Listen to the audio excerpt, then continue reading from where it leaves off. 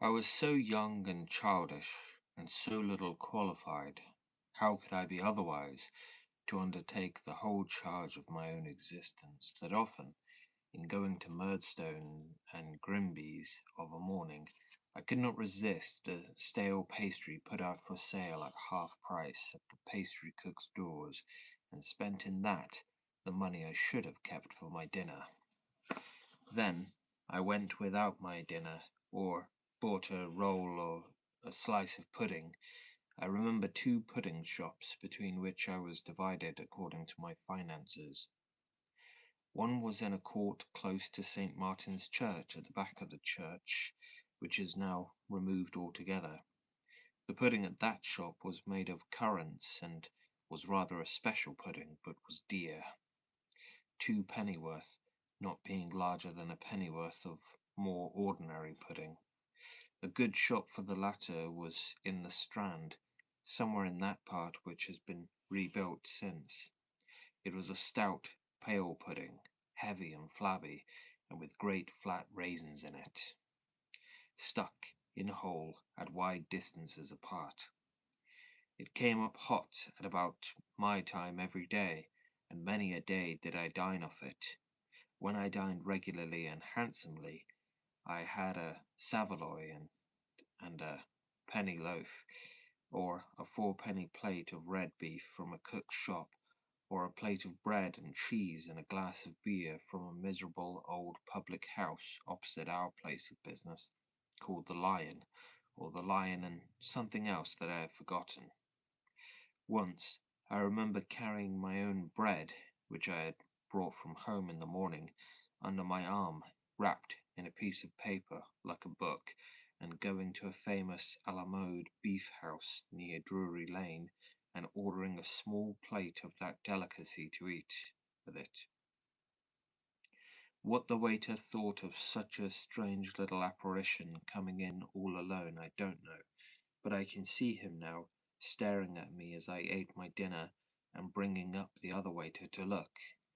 I gave him a halfpenny for himself, and I wish he hadn't taken it. We had half an hour, I think, for tea. When I had money enough, I used to get half a pint of ready-made coffee and a slice of bread and butter. When I had none, I used to look at a venison shop in Fleet Street, or I have strolled, at such a time, as far as Covent Garden Market, and stared at the pineapples. I was fond of wandering about the Adelphi because it was a mysterious place with those dark arches. I see myself emerging one evening from some of these arches on a little public house close to the river, with an open space before it where some coal heavers were dancing, to look at whom I sat down upon a bench. I wonder what they thought of me. I was such a child, and so little, that frequently, when I went into the bar of a strange public house for a glass of ale or porter to moisten what I had had for dinner, they were afraid to give it to me. I remember one hot evening I went into the bar of a public house and said to the landlord, "What is your best, your very best? Ale a glass?" For it was a special occasion. I don't know what. It may have been my birthday.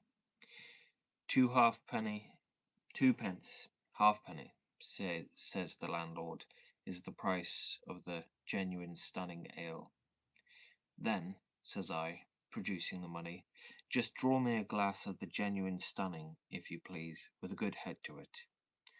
The landlord looked at me in return over the bar from head to foot, with a strange smile on his face, and instead of drawing the beer, looked round the screen and said something to his wife. She came out from behind it with her work in her hand, and joined him in surveying me. Here we stand, all three, before me now. The landlord, in his shirt sleeves, leaning against the bar window frame, his wife, looking over the little half door, and I, in some confusion, looking up at them from outside the partition. They asked me a good many questions, as what my name was, how old I was, where I lived, how I was employed, and how I came there. to all of which, that I might commit nobody, I invented, I am afraid, appropriate answers. They served me with the ale, though I suspect it was not the genuine stunning, and the landlord's wife, opening the little half door of the bar and bending down, gave me my money back and gave me a kiss that was half admiring and half compassionate, but all womanly and good, I am sure.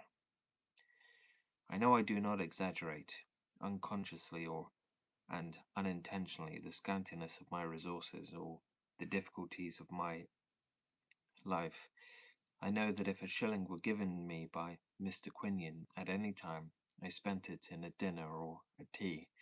I know that I worked from morning until night with common men and boys, a shabby child.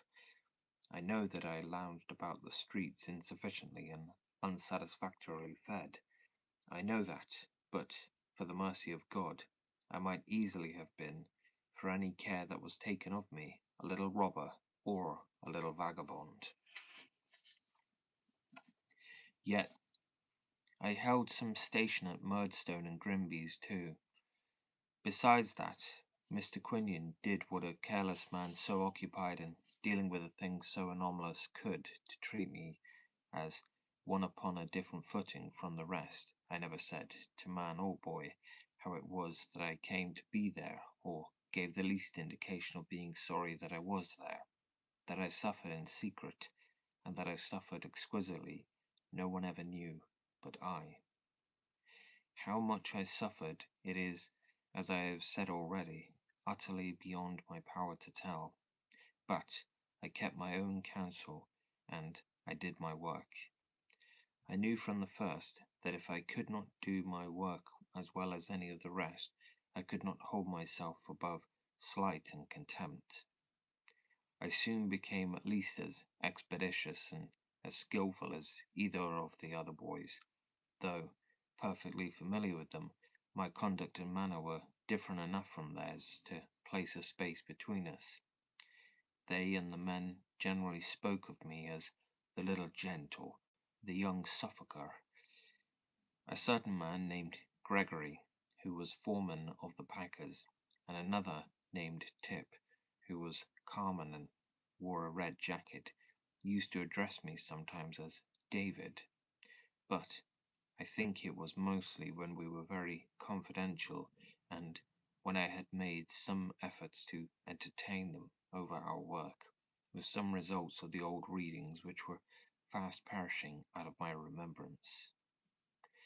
Mealy Potatoes uprose once and rebelled against my being so distinguished, but Mick Walker settled him in no time. My rescue from this kind of existence I considered quite hopeless and abandoned as such altogether. I am solemnly convinced that I never for 1 hour was reconciled to it, or was otherwise than miserably unhappy, but I bore it, and even to Peggotty, partly for the love of her, and partly for shame, never in any letter, though many passed between us, revealed the truth.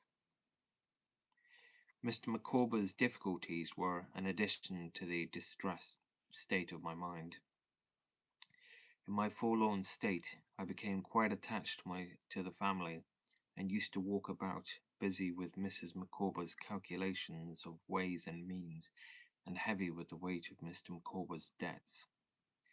On a Saturday night, which was my grand treat, partly because it was a great thing to walk home with 6 or 7 shillings in my pocket, looking into the shops and thinking what such a man would buy, and partly because I went home early, Mrs. Micawber would make the most heart-rending confidences to me.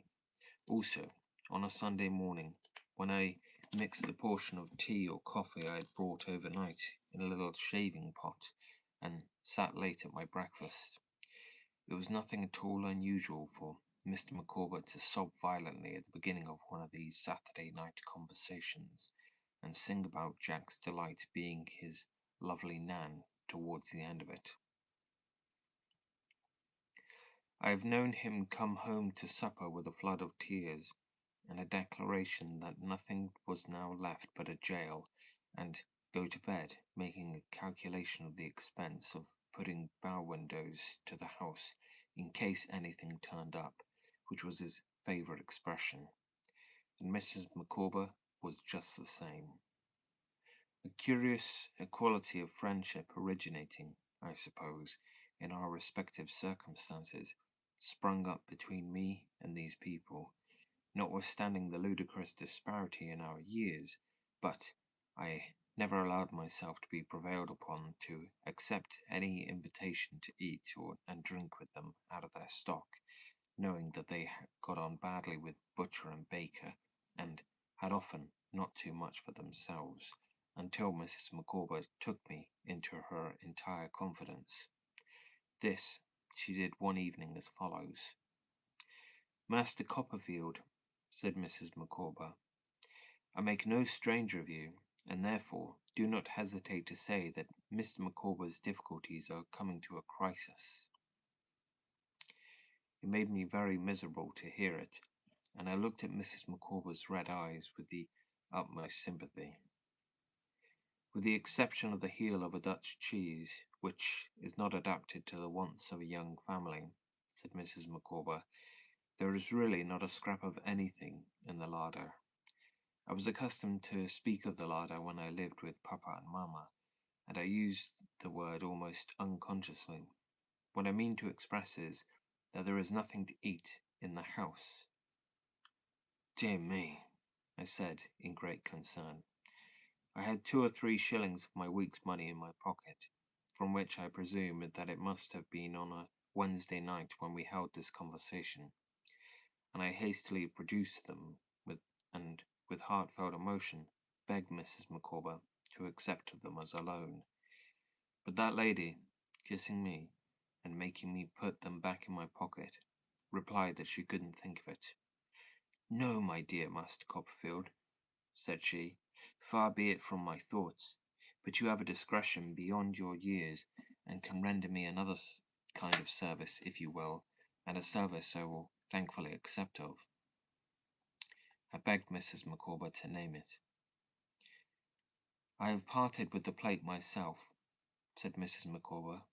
"6 tea, 2 salt, and a pair of sugars, and I have at different times borrowed money on, in secret, with my own hands.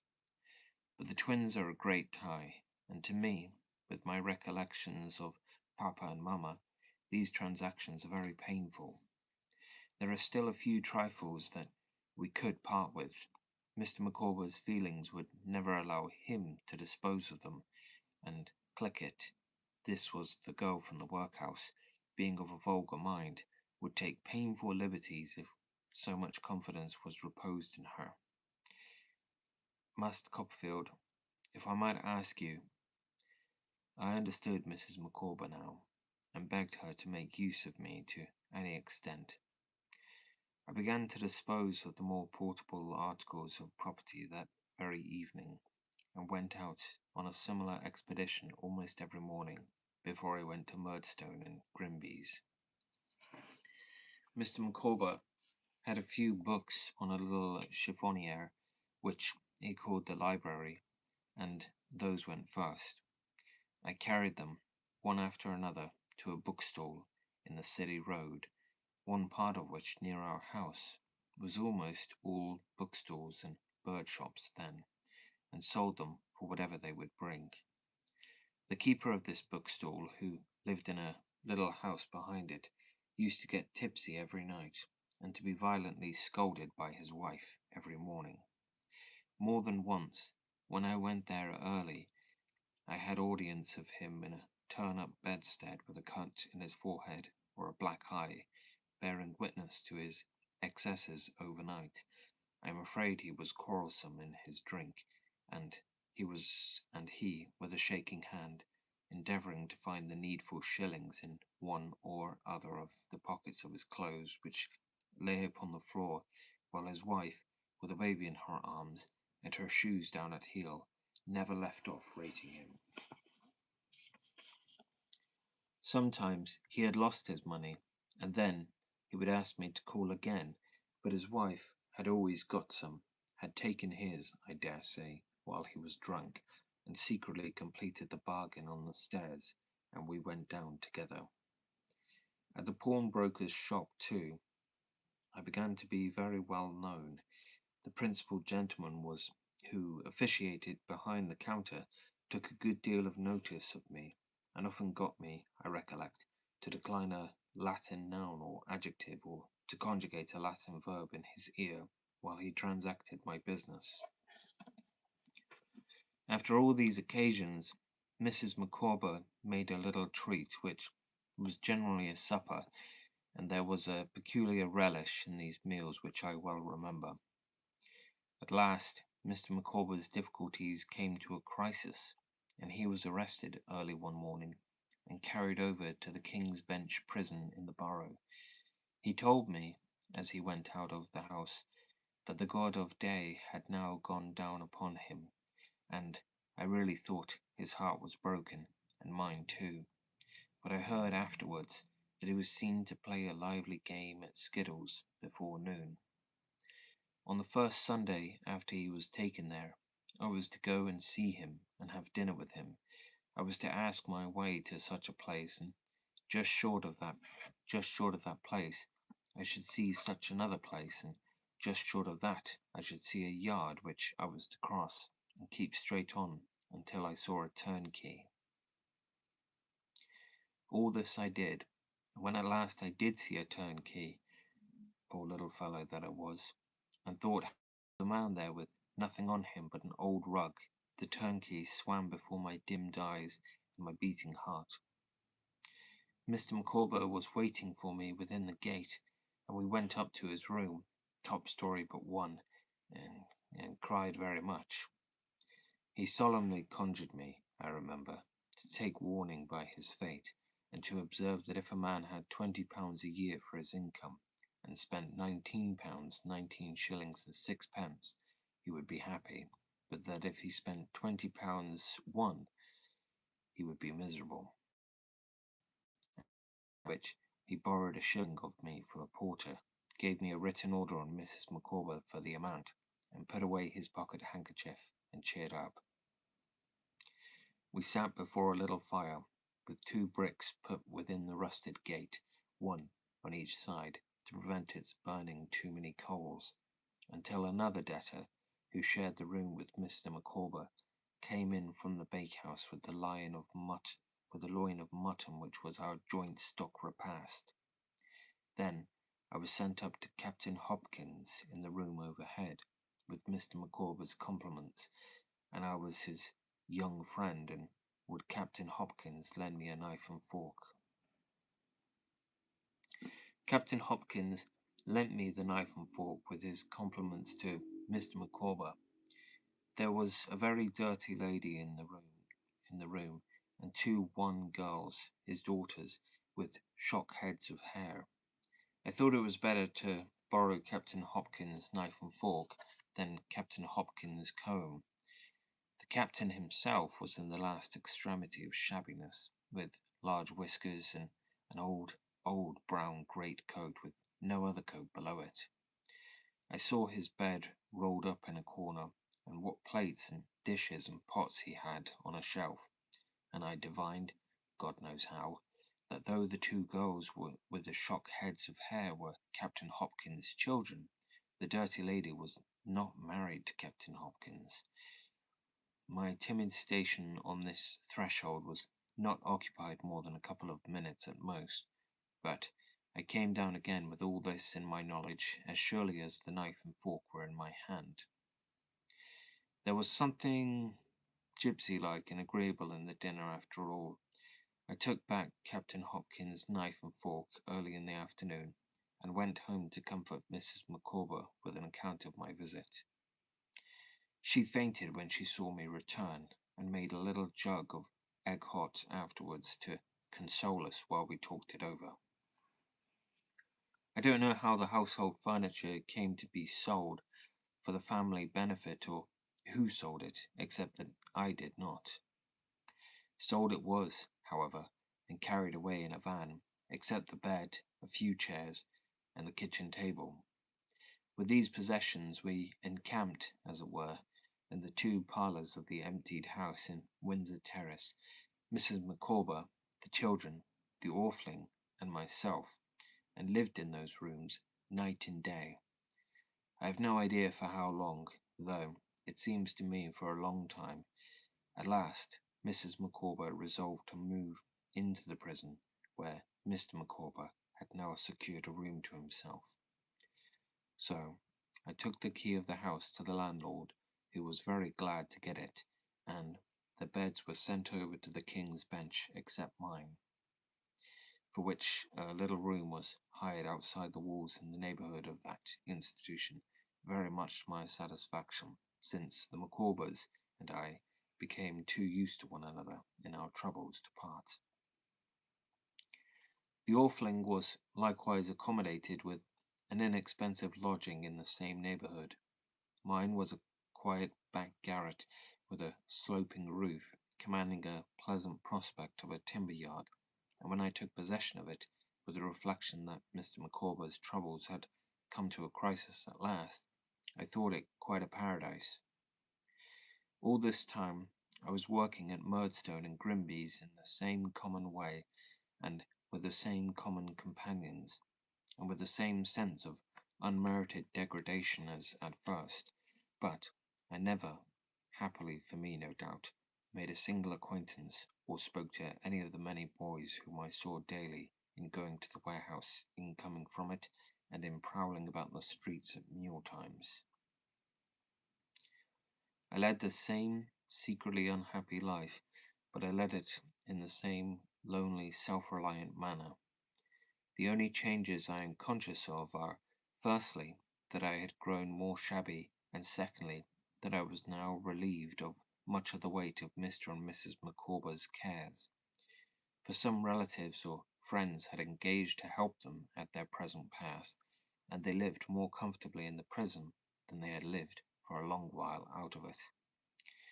I used to breakfast with them now, in virtue of some arrangement, of which I have forgotten the details.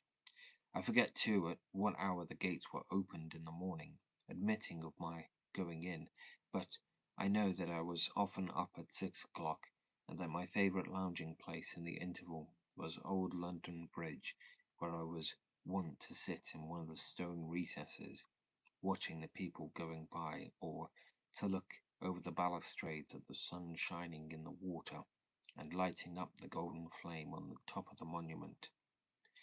The Orfling met me here sometimes, to be told some astonishing fictions respecting the wharves of the tower, of which I can say no more than that I hope I believe them myself.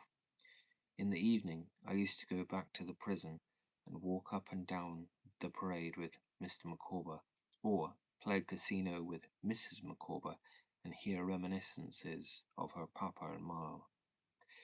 Whether Mr. Murdstone knew where I was, I am unable to say. I never told them at Murdstone and Grimby's. Mr. Micawber's affairs, that although past their crisis, was very much involved by reason of a certain deed of which I used to hear a great deal, and which I suppose now to have been some former composition with his creditors, though I was so far from being clear about it then, that I am conscious of having confounded it with those demoniacal parchments which are held to have, once upon a time, obtained to a great extent in Germany.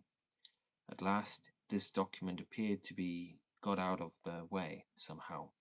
At all events, it ceased to be the rock ahead it had been, and Mrs. Micawber informed me that her family had decided that Mr. Micawber should apply for his release under the Insolvent Debtors Act, which would set him free, she expected, in about 6 weeks. And then, said Mr. Micawber, who was present, I have no doubt I shall, please heaven, begin to be beforehand with the world, and to live in a perfectly new manner, if